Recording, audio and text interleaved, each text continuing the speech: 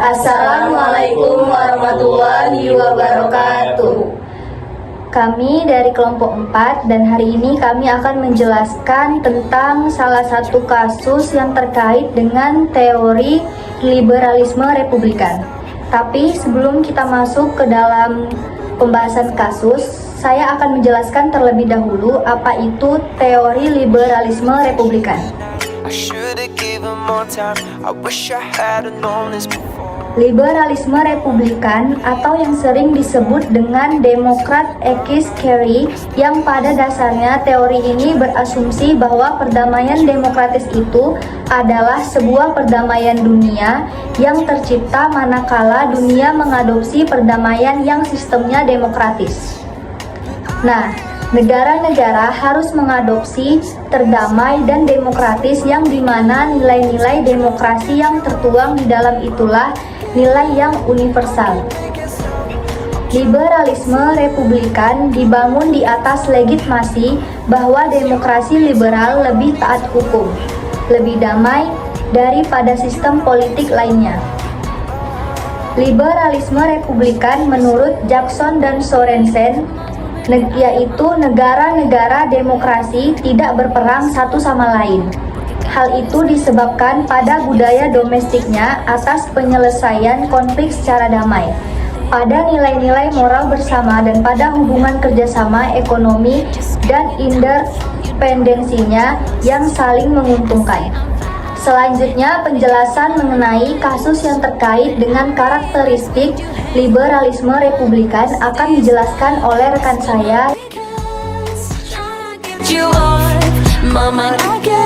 Karakteristik liberalisme republikan: hubungan damai antara negara-negara demokratis berdasarkan asas moral yang sama. Kesepakatan ini dituangkan di dalam MOU. Kemitraan dalam mendukung upaya Indonesia dalam penurunan emisi gas rumah kaca dari sektor kehutanan dan tata guna lainnya antara Kementerian Hidup serta Kehutanan dan Pemerintahan Kerajaan Norwegia. Kesepakatan ini dituangkan dalam MOU kemitraan dalam mendukung upaya Indonesia dalam penurunan emisi gas rumah kaca dari sektor kehutanan dan tata guna lainnya antara Kementerian Lingkungan Hidup dan Kehutanan dan Pemerintah Kerajaan Norwegia. Optimis pada perdamaian dan kerjasama berdasarkan kemajuan dunia yang lebih demokratis, seperti keterangan di kasus, dalam mendukung upaya Indonesia mengurangi dampak emisi gas rumah kaca dari degradasi hutan, lingkungan hidup, dan kehutanan Indonesia. Menteri Siti menyebutkan pemerintah Norwegia mengapresiasi Indonesia atas upaya yang konsisten dan signifikan serta berkesinambungan dalam mengurangi deforestasi untuk mencapai tujuan global perubahan iklim dan keanekaragaman hayati. During the working visit of the Minister of Climate and Environment of Norway, His Excellency Espen Barth Eide, a field visit has also been made to on-site mangrove planting as well as observing the area of IKN, the new capital city, which is aimed to gradually restoring the tropical natural rainforest of Kalimantan from ex-monoculture plantation forest to its environmentally sound development plan. Karakteristik selanjutnya yaitu karakteristik liberalisme republikan, salah aliran normatif yang kuat seperti keterangan di kasus. Di kesempatan yang sama, Menteri SP Barth menyampaikan bahwa ekosistem mangrove serta kawasan hutan pada umumnya memiliki peran yang sangat penting bagi seluruh dunia, di mana sebagai pengendali dampak perubahan iklim dengan menyerap emisi.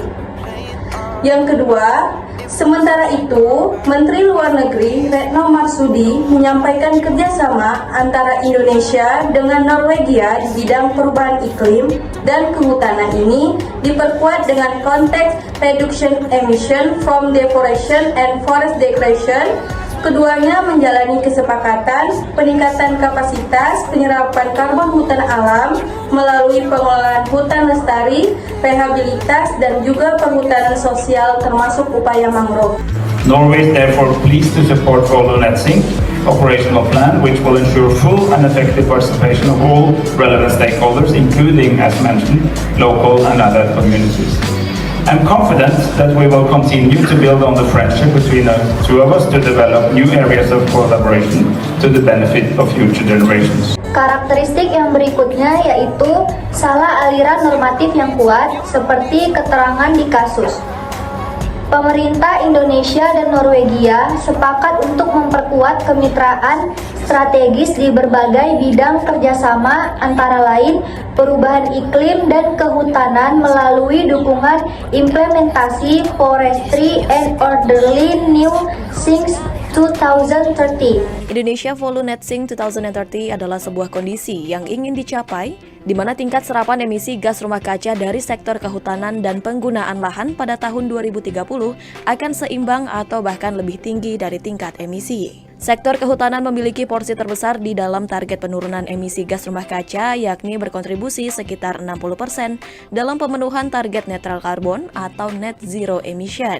Dalam keterangan persnya, Menteri Luar Negeri Retno Marsudi menyampaikan, kerjasama dua negara di bidang perubahan iklim dan kehutanan ini diperkuat dengan konteks reducing emission from deforestation and forest degradation. Kedua negara juga menjalin kesepakatan terkait peningkatan kapasitas untuk memperkuat penyerapan karbon hutan alam melalui pengelolaan hutan lestari, rehabilitas hutan dan penghutanan sosial termasuk upaya mangrove. Kerjasama yang dijalani Indonesia dan Norwegia juga menyepakati penguatan penegakan hukum, komunikasi, konsultasi, dan pertukaran pengetahuan internasional tentang kebijakan dan agenda iklim, kehutanan dan tata guna lahan, serta informasi teknis dan pertukaran pengetahuan. So from our part, I believe the commitment is there and have been shown today that we are serious about it. So I do believe once again that we will only see a brighter and stronger relation between Indonesia and Norway. Itu tadi penjelasan mengenai kasus yang terkait dengan karakteristik liberalisme republikan. Keterkaitan kasus Indonesia jalani kerjasama dengan Norwegia dengan teori liberalisme republikan, yaitu hubungan dua negara demokratis yang bekerja sama untuk kemajuan negara yang lebih demokratis dan banyak memberikan manfaat untuk kedua negara tersebut, serta membuat perdamaian antara dua negara tersebut.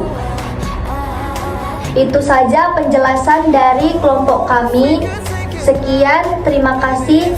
Assalamualaikum warahmatullahi wabarakatuh.